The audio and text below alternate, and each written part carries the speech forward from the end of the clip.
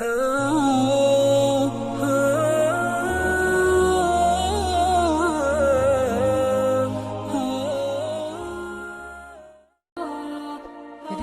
tahun Nabi dan para sahabat belajar La ilaha illallah. Baru setelah 13 tahun di Madinah muncul ayat-ayat syariat. Syariat umroh, syariat haji, syariat puasa, syariat tilawah, syariat hijab. Sehingga ketika ayat hijab turun, perempuan-perempuan yang sudah belajar La ilaha illallah selama beberapa tahun tidak lagi sulit untuk menerapkannya. Begitu ayat hijab turun dibacakan oleh Nabi di dalam masjid, semua sahabat-sahabat mendengar itu dengan sangat perhatian. Lalu mereka semuanya pamitan, ya Rasulullah kami ingin pulang. Ngapain pulang? Mau ngasih tahu ke istri-istri kami supaya berhijab. Emang kamu punya istri? Oh ya enggak. Ada yang jomblo berharap punya istri, terus ngasih tahu ke siapa yang jomblo-jomblo? Itulah kasihannya ya. Enggak bisa ngasih tahu ke kakaknya, adeknya, apalah siapalah, mantannya mungkin. Pulang ngasih tahu ke istri-istri mereka, saudari-saudari mereka, putri-putri mereka, dan perempuan yang mendengar ayat ini dibacakan langsung menutup kepala mereka dengan benda apapun yang ada di tangannya. Mau jemuran, mau baskom, mau apa. Pokoknya pegang apa, tutup langsung. Hijab. Kenapa? Ini perintah Allah. Gak mungkin Allah memerintahkan kita sesuatu kecuali ada kebaikan di dalamnya. Itu aja pertimbangannya. La ilaha illallah. Bukan kenapa? Kan lebih nyaman gak pakai hijab. Kan ini, kan itu. Enggak. Satu aja alasannya. Alasan la ilaha illallah. Kalau ini perintah Allah, sami'na wa ata'na. Itu dampak dari la ilaha illallah. Dikasih perintah sesulit apapun, termasuk Zainab dengan Zaid bin Harisah. Pernah kan baca kisah Zainab di surat Al-Ahzab? Mungkin kapan-kapan kita bahas itu. Efek dari la ilaha illallah. Tiba-tiba Nabi datang kepada Zainab. Sebetulnya Zainab ini ada hati kepada Nabi Muhammad. Siapa sih yang gak punya hati untuk Rasulullah ya? Semua cewek juga pasti mengidam-idamkan pengen jadi istri Nabi. Karena otomatis istri Nabi itu adalah dijamin surga. Siapa yang gak pengen jadi istri Nabi di surga nanti punya rumah, satu rumah dengan Nabi, kan keren banget. Kita bisa jadi tetangga Nabi aja di surga udah keren banget, apalagi serumah dengan Nabi. Semua cewek juga pengen jadi istri Nabi, termasuk Zainab, dan itu hal yang wajar. Pas Nabi datang ke rumah Zainab, Zainab udah kegeeran. Nabi bilang kepada keluarga Zainab, saya ingin melamar Zainab. Zainab udah bahagia. Untuk Zaid, untuk Zaid, bukan untuk Rasulullah. Zaid? Siapa Zaid? Anak angkatnya Nabi Muhammad SAW, bekas budak. Mirip-mirip dengan Julaibib. Julaibib itu edisi Madinah, Zaid itu edisi Mekah. Ada dua cowok jomblo yang sama-sama pernah diuji dengan masalah jodoh. Zaid edisi Makkiyah, Julaibib edisi Madaniyah. Dua-duanya jomblo. Dua-duanya orang biasa, gak punya daya tarik. Followersnya gak ada, 0. Bukan selebgram sama sekali. Kata Rasulullah, aku melamar Zainab untuk putraku Zaid bin Harithah, anak angkatnya Nabi. Zainab menjawab apa? Ya Rasulullah, saya gak cinta sama Zaid. Jawaban yang sangat wajar kan?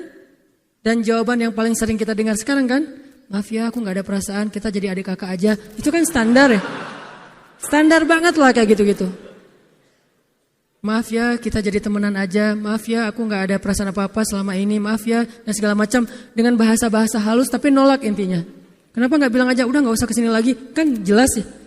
Ini dengan bahasa, ya Rasulullah, aku tidak cinta kepada Zaid. Karena cinta juga pertimbangan yang penting. Dan Nabi juga tidak mengizinkan kita menikahkan putri kita dengan seseorang yang putri kita tidak berkenan dengannya. Tetap harus ditanya, ya Rasulullah, saya tidak cinta dengan Zaid. Turun ayat. Katakan kepada orang-orang yang beriman, laki-laki dan perempuan. Kalau Allah sudah memerintahkan sesuatu, tidak ada kalimat yang keluar dari lisan mereka kecuali sami'na wa ata'na. Nabi bacakan ayat ini kepada Zainab. Zainab mendengar, ya Rasulullah, Allah yang menyuruh ini. Ya kata Rasulullah, sami'na wa ata'na. Kebayang gak tuh? Efek dari apa? La ilaha illallah. Jadi la ilaha illallah itu bukan cuma kalimat zikir, bukan cuma kalimat doktrin ideologi, bukan cuma masalah teologi secara teoritis, bukan. Ini dampaknya kepada akhlak, dampaknya kepada ibadah, dampaknya kepada banyak pilihan hidup dari la ilaha illallah. Orang kalau nggak baik la ilaha illallah pasti susah memilih pilihan-pilihan dalam hidupnya. Kalau tidak baik la ilaha illallah pasti susah untuk berperangai, sabar, memaafkan. Itu semuanya ada hubungannya dengan la ilaha illallah. Sama kayak Abu Bakar ketika dia sakit hati kepada orang yang memfitnah anaknya, dia cari tahu siapa orang yang pertama menyebar hoax tentang Aisyah. Ketahuan, dilaporin, diperkarakan sama Abu Bakar. Tiba-tiba turun ayat dari Allah. Janganlah orang yang memiliki kelebihan harta di antara kalian bersumpah untuk tidak lagi membantu saudaranya gara-gara sakit hati. Hendaklah dia berlapang dada dan memaafkan. Itu perintah Allah. Berlapang dada dan memaafkan. Terus konsekuensinya apa? Balasan janji Allah apa? Ala tuhibbuna ayyaghfirallahu lakum? Tidakkah kamu suka jika Allah memaafkan juga kesalahan-kesalahan kamu? Jadi deal-dealannya dengan Allah, bukan dengan makhluk. Enak aja saya maafin dia, untung di dia, rugi di saya. Enggak. Kalau kita transaksinya dengan makhluk, kita rugi. Tapi kalau kita transaksinya dengan Allah, kita untung. Libatkan Allah dalam urusan kita. Dan ini gak mungkin kita lakukan kalau gak baik. La ilaha illallahnya. Allah nawarin kepada Abu Bakar. Ala tuhibbuna ayyaghfirallahu lakum? Tadinya Abu Bakar kesel banget sama tuh cowok. Terus turun ayat ini. Wal ya'fu wal yasfahu. Hendaklah dia memaafkan dan berlapang dada. Abu Bakar berat. Tiba-tiba Allah katakan. Ala tuhibbuna ayyaghfirallahu lakum? Bala ya Rob, kata Abu Bakar, tentu ya Allah kalau gitu saya akan maafkan. Demi supaya Allah memaafkan kesalahan saya. La ilaha illallah. Zainab, sami'na wa ata'na. Ya udah saya terima Zaid ya Rasulullah. Alhamdulillah. Datang Nabi ke Zaid. Zaid, mau gak nikah sama Zainab? Sebetulnya mau banget, tapi gak pede. Zaid takut Zainab nanti jadi terpaksa menikah dengan Zaid. Jadi gak nyaman. Zaid juga gak mau menyulitkan Zainab. Ya Rasulullah, saya gak pantas untuk Zainab. Kata Zaid. Dibacakan lagi ayat ini. Ya Zaid, ini perintah Allah. Oh gitu ya Rasulullah. Sami'na wa ata'na. Buat Zaid sih gampang lah ya. Udah ada legalisasi ini dari Allah. Kalau gitu ini bukan saya ya Rasulullah yang mau ya. Allah kan yang nyuruh. Ya saya emang gak mau. Gak mau maksa gitu ya. Tapi kalau Allah yang nyuruh. Ya udah apalagi saya gak punya pilihan dong gitu. Padahal Zainab siapa sih yang gak mau cowok sama Zainab? Nikahlah Zainab dengan Zaid. Dan yang menjadi semacam khutbah nikahnya adalah Rasulullah SAW. Kebayang nggak Zainab tuh punya hati ke Rasul, tapi Rasul yang mengkhutbahi nikah Zainab dengan orang yang Zainab nggak cintai. Kebayang nggak perasaan Zainab tuh? Ketika akad nikah, Nabi jadi saksi. Saya terima kata Zaid nikahnya Zainab binti Jahsy dan segala macam. Zainab kebayang nggak ada Nabi di situ? Lalu setelah selesai akad nikah ditanya kepada Nabi, sah ya Rasulullah? Sah. Dan Nabi juga nggak mau mempersulit, nggak sah. Kenapa? Harusnya sama saya? Enggak. Nabi orangnya fair. Nabi orangnya bijaksana. Orangnya dewasa. Enggak kayak kita. Kita tuh bahaya banget jadi saksi kalau jadi mantan. Pasti enggak sah. Dan Nabi enggak gitu. Sah langsung di kali pertama. Kebayang Nabi memberi nasihat kepada Zainab. Nasihat kepada Zaid. Zainab, aduh kenapa bukan Nabi, kenapa Zaid. Tapi apa? La ilaha illallah. Allah enggak nyuruh sesuatu kecuali ada kebaikan di dalamnya. Percaya banget. Itu la ilaha illallah. Udah percaya banget. Zainab yakin, ini perintah Allah, ya sudah saya lakukan. Walaupun bukan dengan Nabi, padahal saya pengennya dengan Nabi. Kebayang gak sih pengen sama seseorang yang kita cintai banget, malah orang itu yang menjodohkan kita dengan orang yang kita gak pernah kebayangin. Amit-amit. Jangan dia ya Allah, jangan dia, dia. Kan berat tuh. Yang saya sering cerita, jangan saya. Pokoknya jangan Hanan. Hanan. Kenapa kok gitu? Karena dia bilang jangan saya bilang yang dia ya Allah. Akhirnya kita adu-aduan doa. Ya Ustadz, masa dilawan ya? Doanya lebih panjang, lebih sujudnya apa segala macam. Akhirnya jadi. Gak kebayang tuh buat Zainab. Kalau Zaid sih mungkin kebayang lah ya. Gimana happynya Zaid menikah dengan seorang cewek yang semua orang Mekah pengen nikahin dia. Tapi kalau Zainab, itu hari-hari yang sangat berat. Malam pertama gak kebayang buat Zainab. Zaid. Begitu Zaid datang, Assalamualaikum Zainab. Gimana tuh? Ini kalau kita lihat dari angle manusia ya, karena Zainab juga manusia. Tapi semua emosional subjektif manusia redam dengan iman la ilaha illallah. Harapannya cuma satu, pasti ada kebaikan di sini. Pasti ada kebaikan di sini. Walaupun gak kebayang kebaikannya apa, pokoknya ada aja. La ilaha illallah. Nikah Zainab sama Zaid, cekcok selama 1 tahun, gak pernah akur. Pulang kerja rame, berangkat kerja rame, pagi rame, sore rame. Gak cocok aja tuh Zainab sama Zaid.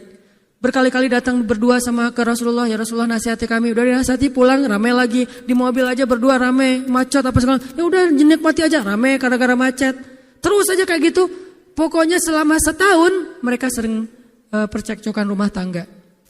Jadi kalau kita ngelihat ada keluarga yang mungkin baru menikah kemudian bercerai, jangan menjudge mereka. Karena menikah itu ibadah, perintah Allah. Itu lebih baik daripada tidak menikah tetapi sudah melakukan banyak perbuatan dosa. Walaupun akhirnya nauzubillah ada hal-hal di luar dugaan, maka la'allahu khair, mudah-mudahan ada kebaikan. Mereka berani menikah muda aja kita harus acungkan jempol.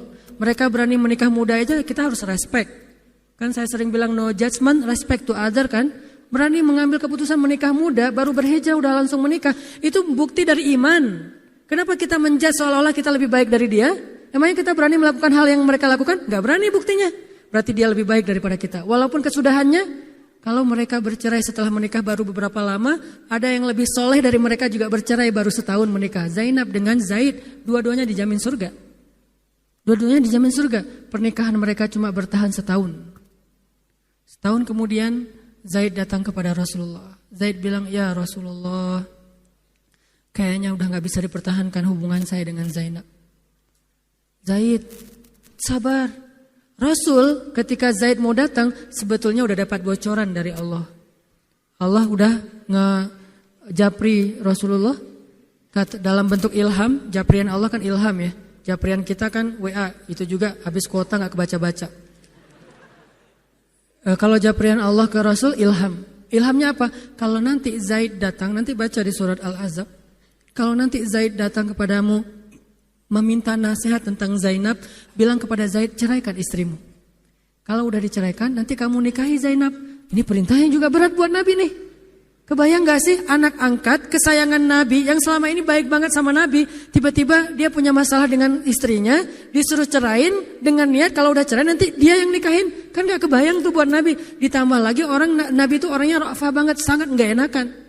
Kita aja gak tega kayak gitu. Emang ada yang tega kayak gitu? Gak tega kan? Zainab mantan kita sih. Sekarang cowok itu datang ke kita, suaminya Zainab. Ustadz, gimana nih Zainab? Perlu saya pertahankan? Emang kalian dari awal udah gak cocok, cerai aja deh. Kenapa? Bentar lagi gue mau nikahin Zainab.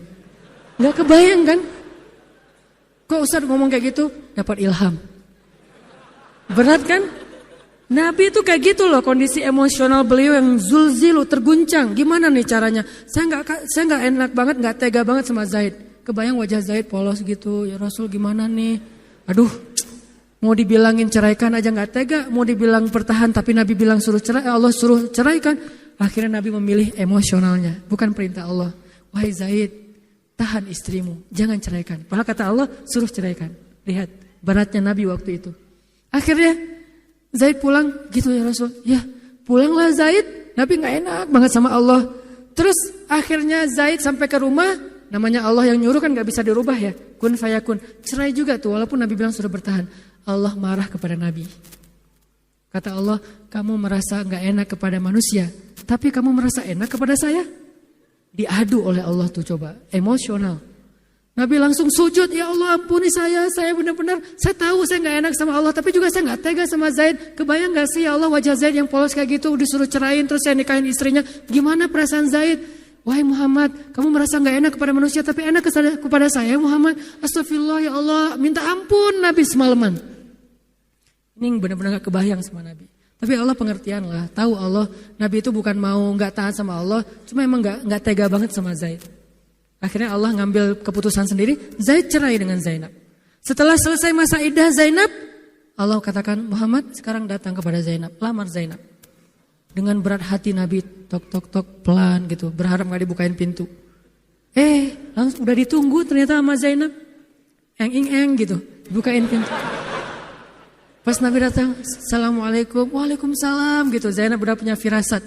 Nabi mengatakan, Zainab, ada perintah dari Allah. Apa ya Rasulullah? Sami'na wa ata'na. Belum juga dikasih tahu. Sami'na. Allah menyuruh saya untuk melamar kamu Zainab. Untuk siapa ya Rasulullah? Curiga kan? Jangan-jangan orang lain lagi nih. Untuk siapa ya Rasulullah? Untuk saya. Masya Allah gitu. Cuman Zainab kan gengsi gitu lah. Masa cewek harus teriak-teriak gitu kan ya? Oh gitu. Padahal Padahal masuk ke dalam kamar, wah gitu ya. Gigit jari apa, gaya-gaya cewek lah ya. Oh gitu, ntar ya saya pikir-pikir dulu. Saya istiqoroh dulu, Nabi diistiqorohin. Udah diterima, sami'na wa ata'na. Dan inilah khair, kebaikan yang diharapkan oleh Zainab. Walaupun gak pernah terbayang, gak mungkin dong Zainab berpikir akan cerai setelah setahun kan. Tapi dia hanya yakin Allah itu gak mungkin nyuruh sesuatu yang gak ada kebaikannya buat kita. Gak mungkin. Mustahil. Karena Allah gak pernah zalim kepada hambanya. Kenapa Allah kok muter-muter dulu kayak gitu? Allah pengen lihat Zainab itu menikahi Muhammad karena Allah atau karena dirinya sendiri. Kalau karena Allah, coba yang selain Muhammad berani gak? Ternyata berani. Karena itu dia menjadi layak untuk Muhammad. Kalau dia gak menerima Zaid, mungkin Zainab tidak akan pernah jadi istri Nabi karena tidak layak. La'allahu khair. Ini buah dari la ilaha illallah. Begitu juga dengan Zaid, akhirnya menikah lagi dengan perempuan yang cocok untuk dia, yang berkhidmat kepada dia, yang membahagiakan hatinya, yang menjadi qurratu ainin li, menjadi penyejuk hati bagi Zaid. Dari pernikahan itu kemudian Allah anugerahkan untuk Zaid kebaikan yang luar biasa. Apa kebaikannya? Allah berikan untuk Zaid seorang putra yang paling keren. Namanya Usamah. Nama Usamah itu bukan hanya bin Laden ya. Usamah itu nama sahabat. Usamah bin Zaid. Itu adalah komandan militer termuda dalam sejarah Islam. 14 tahun sudah memimpin pasukan perang yang isinya para sahabat senior. 14 tahun. Kelas 3 SMP. Baru mau ujian nasional disuruh perang. Coba. Kebayang anak kelas 3 SMP yang masih galau-galau, yang masih culun-culun, yang mungkin badannya belum kebentuk, yang jerawatan misalnya kayak gitu, tiba-tiba memimpin pasukan militer yang jumlahnya ribuan, yang barisan pertamanya kibarus sahabah, sahabat-sahabat senior, as-sabiqun al-awwalun minal muhajirin wal ansar. Termasuk siapa di dalamnya? Abu Bakar dan Umar, kebayang enggak tuh? Memimpin pasukan yang di belakangnya itu Abu Bakar dan Umar. Maju, Abu Bakar dan Umar, maju. Usamah, kebayang Usamah yang nyuruh. Abu Bakar, segaya. Umar maju. Zaid, anaknya Zaid. Tapi tidak ada yang bisa membantah. Kenapa? Itu wasiat Nabi sebelum wafat. Aku perintahkan kalian untuk dipimpin oleh Usamah bin Zaid. Karena dia adalah anak muda yang luar biasa. Itu hadiah Allah untuk Zaid. Karena dulu mau menikahi Zainab walaupun hatinya sebetulnya tidak mau. La'allahu khair, la ilaha illallah. Masing-masing